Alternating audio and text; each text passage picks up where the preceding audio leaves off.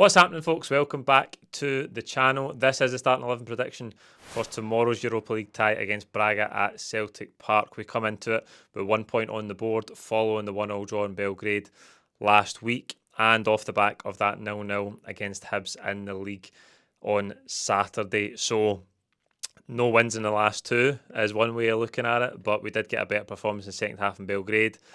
And there was a train of thought that the weekend was a good performance. We had loads of possession, we dominated the game, we created enough chances to win it. And on another day, we would have come out on top. If you look at Kelechi's chance in the first half where he hits the crossbar, if that goes in, maybe we do go on to have a much easier afternoon and we win the game comfortably. But the reality is it didn't go in, and we had a lot of football match left to score a goal and we didn't manage to do that. Brendan Rodgers talked about that in the pre-match press conference today. He talked about transferring that superiority into goals. He admitted that the team are not scoring quite so many goals as they should be and as they were at this time last season. I think that's obvious for us all to see. He said they need to find that ruthlessness in front of goal to convert that superiority, and I think I understand what he's saying there. That's correct. No, you can't argue with that, but looking at the chances created, particularly late on in the second half, they're falling to the likes of Johnny Kenny and transferring that superiority into goals. If these chances keep falling to players who are not of adequate quality, then I don't think we can reliably say that we are going to get the goals and the goals are going to come at some stage. You'd expect Kelechi and Acho to maybe sharpen up in front of goal. I think that was a glorious chance with the one he hit the bar with in the first half. He does get into good areas. I think his movement is good in the box, and you can tell that he's a goal scorer. We've talked about that over his first few appearances for the club, but I think we do need to find ruthlessness, but more than that, the individuals need to show the quality to score goals at high volumes for Celtic. We've lost a lot of goals going back 18 months to 2 years now. The goals that O'Reilly scored from midfield, Kyogo's left, who wasn't his most prolific by the time he departed, but he was still a goal scorer, particularly in big games.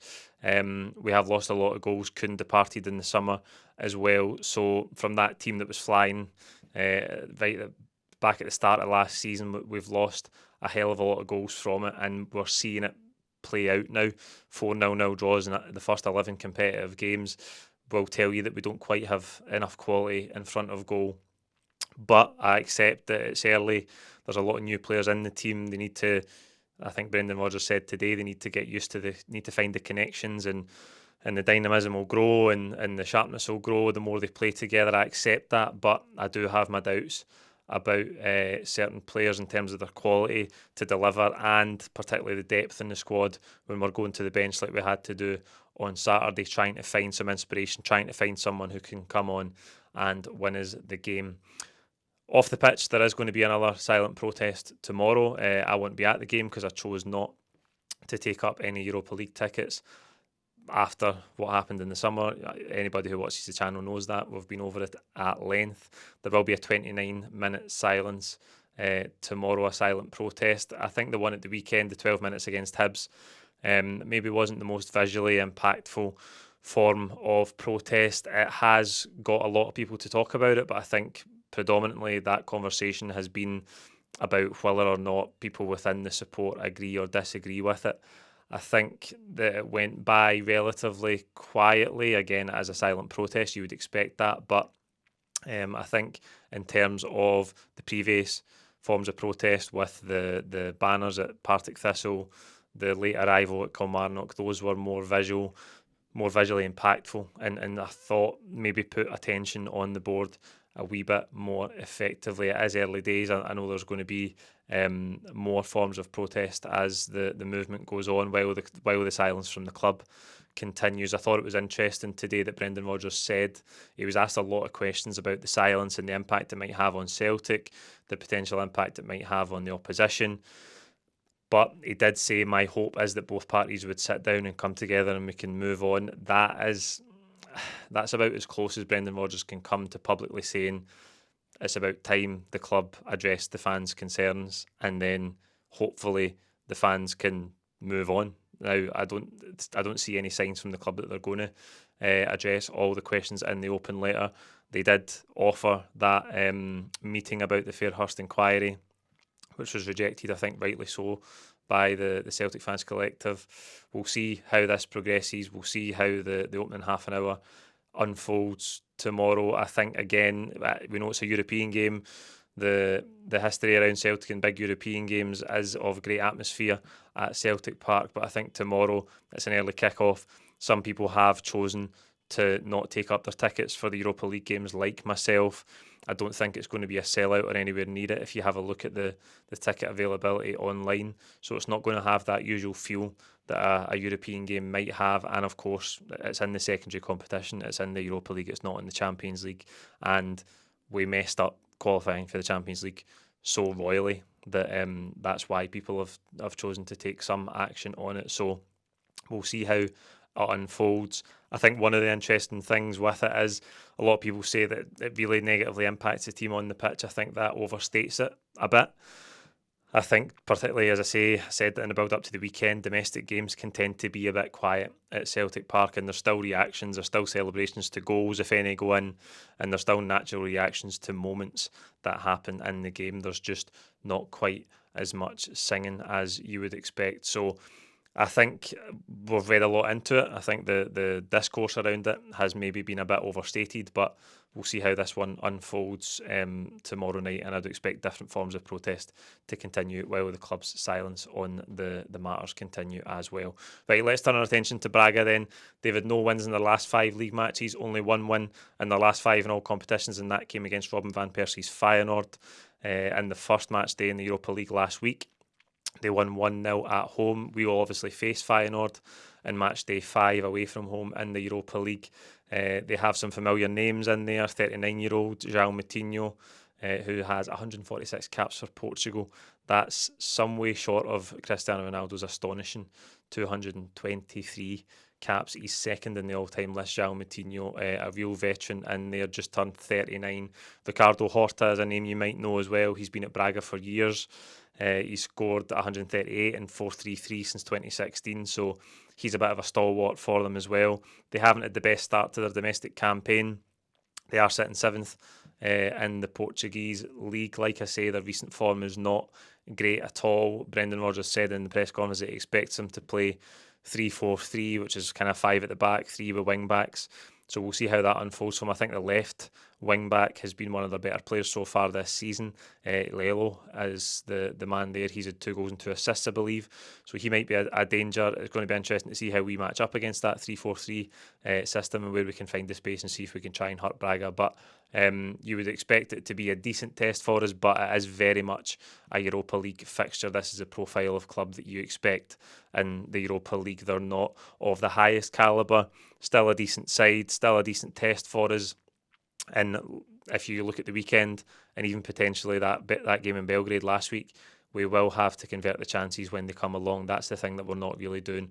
We're defending okay for the most part, but we're not ruthless in front of goal. And if we're going to win any football matches at a decent level, at European level, we're going to have to take the chances when they come along. Right, let's look at the starting 11 then. That's what we're here for, after all. I think at the weekend there was maybe more changes than I thought there would be. Kasper Schmeichel will play in goals. Colby Donovan came out at the weekend, which I think was a surprise for most people. He'd done so well in those 3 appearances that he had. I think you just expected that he would continue, even though Ralston was back in contention and back training. Ralston came in. You can understand it from the point of view of protecting Colby Donovan a wee bit. He is a young boy. He's not played a lot of first-team football.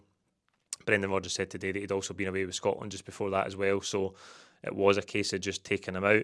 I expect him to come back in tomorrow. I think he performed well enough at Europa League level last week that he deserves his chance to start in this game tomorrow, a home European game. I think is just reward for his performances so far. I don't think Ralston was brilliant at the weekend by any means. I think he was actually quite poor on the day, so I think Colby Donovan deserves his place and I expect him to start there tomorrow. Centre half, of course, Carter Vickers and Liam Scales. Austin Trusty back training. I'm not sure Trusty's in contention really. I know he's been out, but whether he's fit or not, he's found it really difficult to get minutes and to get starts, so it will be those two. And to their credit, They are defending well. Like I say, that's probably one area of the pitch that we could have the most confidence in so far this season, just going by the numbers of goals conceded compared to goals scored. It looks like the attacking areas in midfield and going forward trying to hurt teams were having the most issues, but those two are defending well. Sarachi played at left back at the weekend. I thought it's decent performance all round. I expect Tierney to come back in. I think we might see that frequently this season, going from the European game back to the domestic games. I think Kieran might sit out one or the other, and because he didn't play at the weekend, I expect him to start tomorrow night. Now in midfield, Callum McGregor will obviously captain the team. We did see some changes. We saw McCowan come in. We saw Arne Engels come in to different effects. I think Engels was really poor all round on Saturday. I think McCowan started brightly in the game but faded. He had that lovely ball over the top that led to Kelechi's chance that he should have taken. I think McCowan was better than Engels, but again, neither of the two of them can come away thinking, I've really made my point to the manager there that I should be starting more games. I find this really difficult though, because Brendan Rodgers did say Hatate's back in training. I've got absolutely no idea if Hatate is in a condition to start. I think if he's back, obviously he only missed that game at the weekend. He's only been out a few days. He may well be in a position to start. I'm going to put him in because I just think that's what Brendan Rodgers will do. Again, could you say that Engels might start in there? I'm not so sure. I'm going to go with Negrin. That's the midfield three that we've played so often this season. And again, I think that's what Brendan Rodgers will want to play. If Hatate's out, I would like to see Bernardo start the game if I was choosing the midfield. I know a lot of you comment sometimes saying I should pick the team that or at least at the end of the video, some people have said recently, I should tell you the team that I would pick. I'm telling you for midfield now, I would like to see Paulo Bernardo start the game just to see where he's at, just to see what he's got, to see if he can prove his point to better effect than Engels and McCowan managed at the weekend. But if Hatate's fit, I do expect it to be him and Negrin, rightly or wrongly. I think wrongly. But let's see what Brendan Rodgers goes with. I've just got a gut feeling if Hatate's fit and ready, he will go with those three.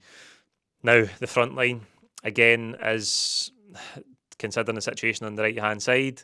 The options we've got on the left-hand side, and obviously Kelechi and Nacho getting up to speed through the middle, it's not exactly firing in all cylinders at the minute.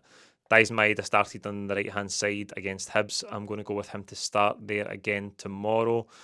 I don't think it's the worst position for him. I do agree that he's obviously he's quick and he's better at going on the outside, and he can maybe fire balls across. We know that he's not got a bag of tricks and he's going to square up fullbacks the way that Tenekte does on the other side. I think he is more suited to just getting himself a yard, bursting by a fullback and playing a ball across the face of the goal. I think on the right hand side, albeit he's played most of his football for Celtic on the left and was player of the year.